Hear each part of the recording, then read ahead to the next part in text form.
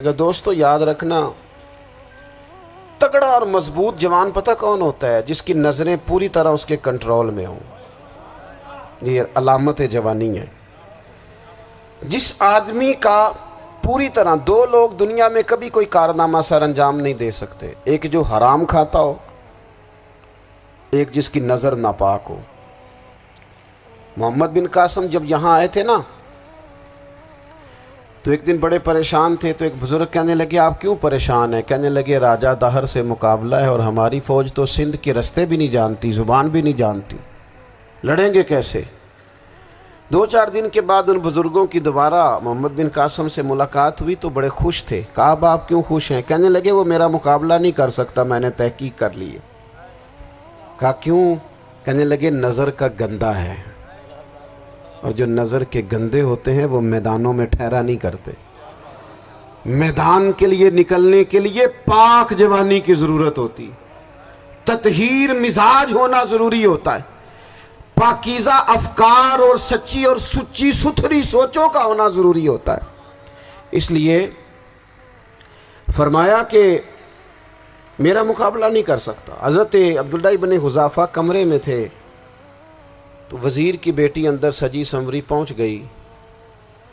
جیسے ہی آپ نے اس کفر کی چال کو دیکھا تو تیمم کر کے نفل شروع کیے۔ وہ ساری رات بیٹھی رہی، رب کا بندہ ساری رات عبادت کرتا رہا۔ عبادت بڑا سہارا ہے، مصلی بڑا سہارا ہے اللہ کے بندوں۔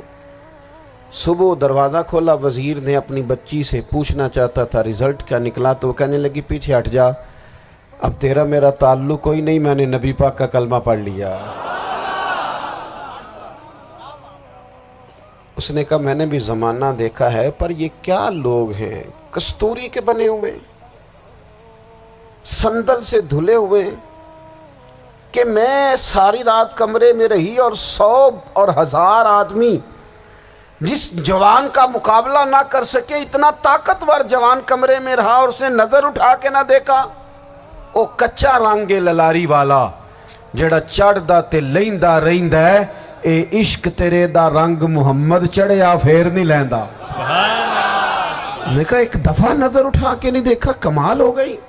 اتنے بڑے لوگ، اتنی بڑی سعادت مندی، فیروز بختی، معاملہ فہمی حد ہو گئی۔ اللہ اکبر۔ دوستو بادشاہ جب پوری طرح ہار گیا نا، اس نے کہا مار دو۔ تیل گرم کیا ایک کڑاہی میں، اور جب آپ کو اس میں ڈالنے لگے تو آپ کی آنکھوں میں آنسو آ گئے۔ بادشاہ کا خیال ہوا شاید نرم ہو گئے ہیں، کہنے لگا روئے کیوں؟ فرمانے لگے سوچتا ہوں جان ہی ایک ہے، کتنا مزہ ہے اس کی راہ میں جان دینے کا، کتنی لذت ہے اس کے نام پر مرنے میں، کتنا لطف ہے۔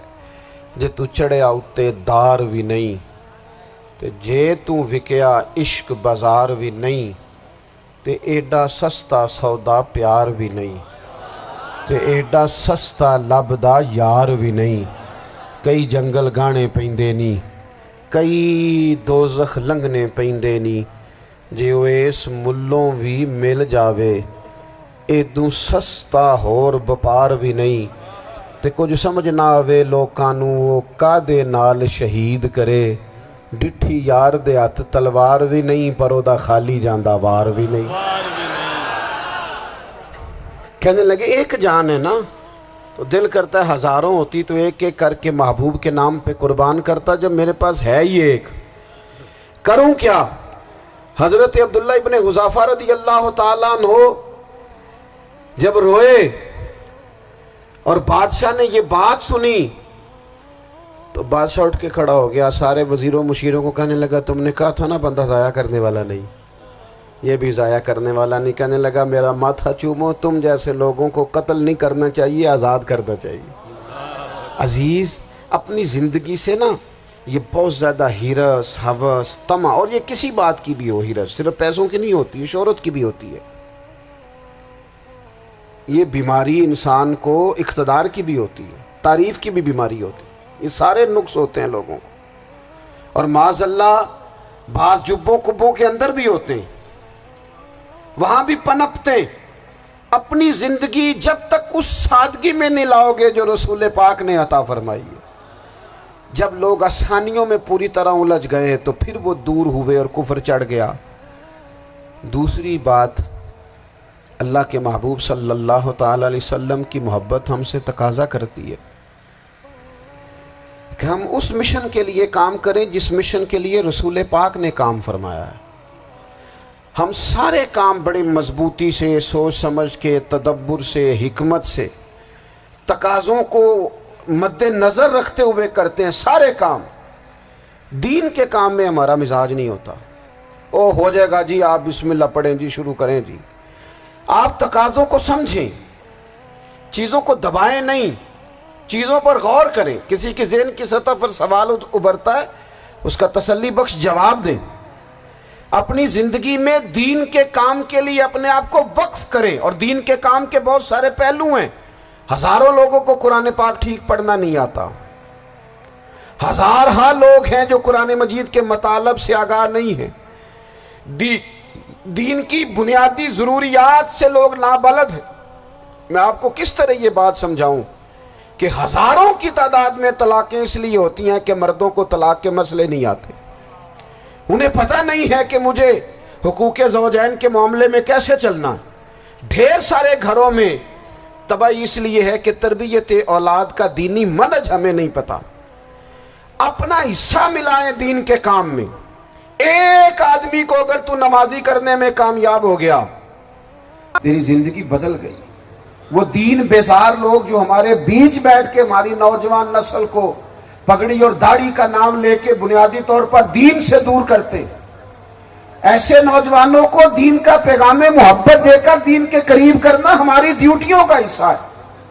ہمیں ذمہ داری کا احساس کرنا پڑے گا، ہمیں یہ خاص قدم اٹھانا پڑے گا، توجہ دینی پڑے گی۔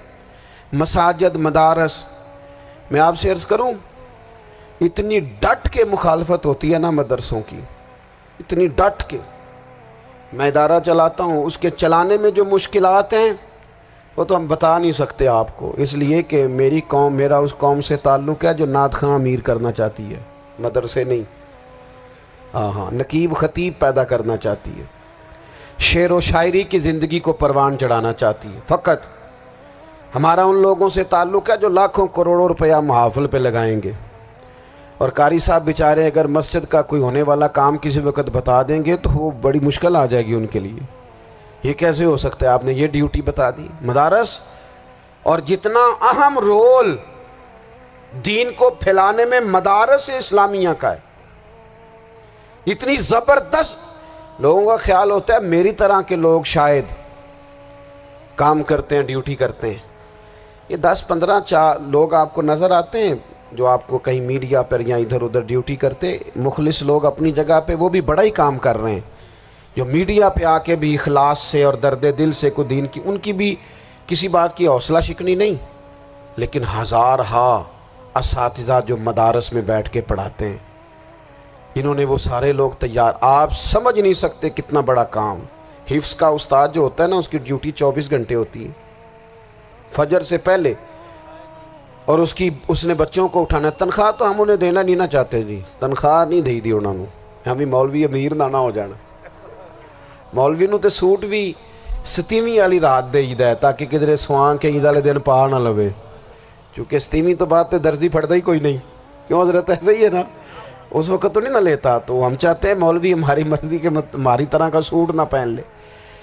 مدارس کی مضبوطی، آپ یہ دیکھ لیں، یہ صلاح الدین ایوبی کا تعلق بھلا کس چیز سے تھا؟